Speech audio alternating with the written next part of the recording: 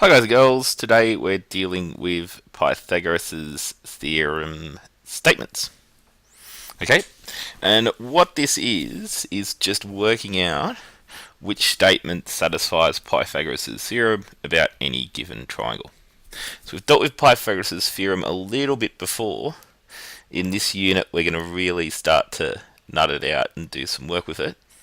Okay, and it is essentially these two statements. A squared plus b squared equals c squared, or c squared equals b squared plus a squared.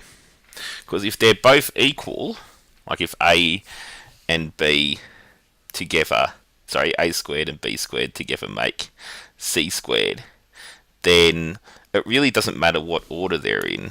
If they're the same value, then they're still equal no matter which one comes first.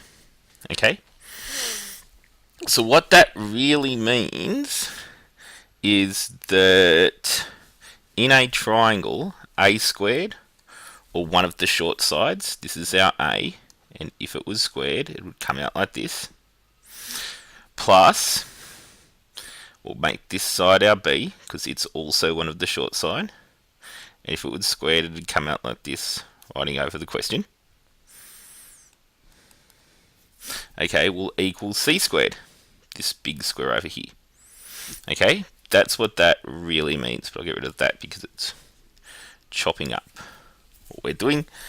Essentially, A is one of the short sides, B is the other short side. I could have just as easily gone B and A. Okay, but A squared plus B squared equals C squared. Okay, so we're looking for one that confirms that. Okay, so C has 3 squared equals 4 squared plus 5 squared. Well, 4 squared is 16, 5 squared is 25, 16 plus 25, 41. So 41 clearly isn't 9. So he's out by process of elimination.